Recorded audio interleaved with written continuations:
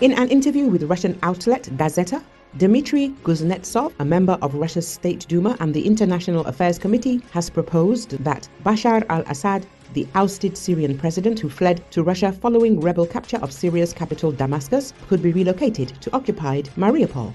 According to Uawire media outlet, Kuznetsov urged that the former Syrian leader, along with his family, should settle in Mariupol, where they could take it under their wing. For his contribution to the restoration of Donbas, Kuznetsov suggested granting Assad Russian citizenship. I think that Bashar al-Assad, or rather his family, could sponsor one of the war-torn areas of Donbas and settle in the new housing developments of Mariupol.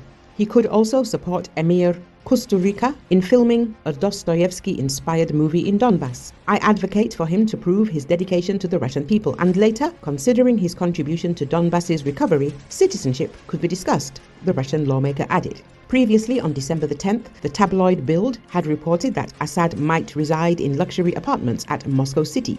On December the 14th, journalists from the Romanian television channel Digi 24 speculated that the Syrian dictator and his family could be settled in the posh Barvikha suburb near Moscow. According to the Romanian journalists, in return for the sanctuary offered by Vladimir Putin, Bashar al-Assad might be expected to become a pawn of the Kremlin.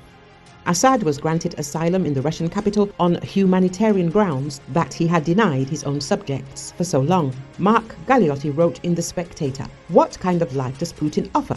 The answer is quite opulent, even if in practice it means being part of one of the rarest zoos of all, Putin's collection of ex-dictators." West of Moscow, just behind the city's MKAD highway, lies the village of Barvikha.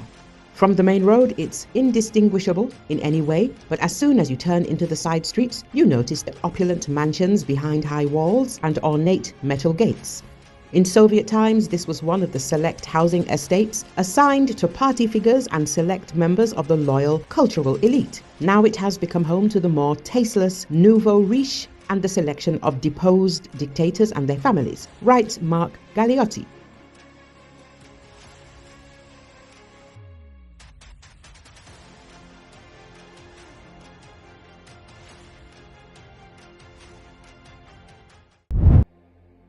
Ukrainian President Volodymyr Zelensky said in his nightly briefing that one of the largest Russian attacks hit Ukraine's energy infrastructure Friday, but the country's systems were being restored.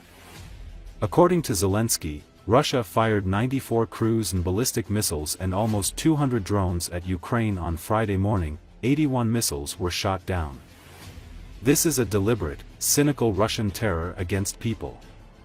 Each missile was aimed at a particular energy facility, he said. The Ukrainian leader also praised the administration of U.S. President Joe Biden and Congress for the new aid package for Ukraine. There is a defense package from the United States of America, and it includes, among other things, missiles for air defense, he said.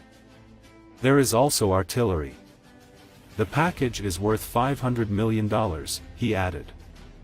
Russia has repeatedly attempted to cripple Ukraine's electricity system by launching massive aerial attacks against Ukraine in an effort to break the will of civilians left in the dark with no running water or heating and to disrupt Ukrainian defense manufacturing.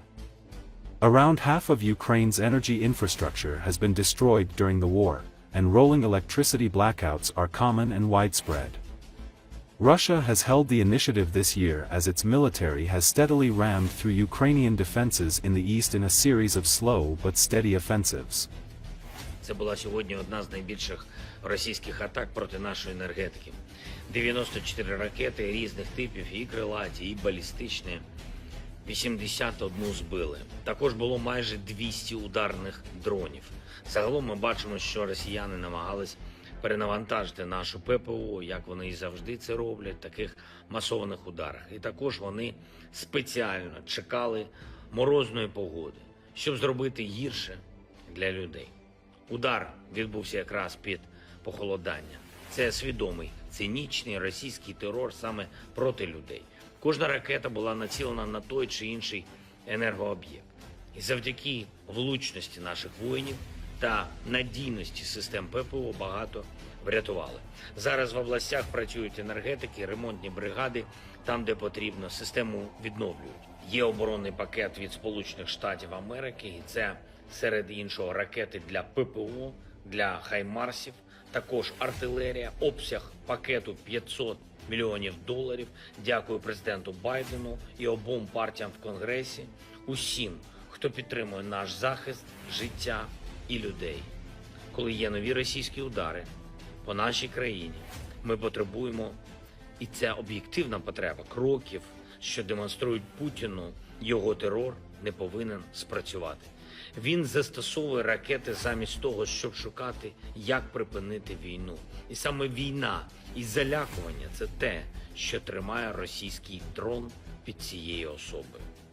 Але партнерам варто переживати не про те, як забезпечити стабільність таких осіб у Москві, а про те, як гарантувати стабільність собі і світові. Стабільність і безпеку, які можливі лише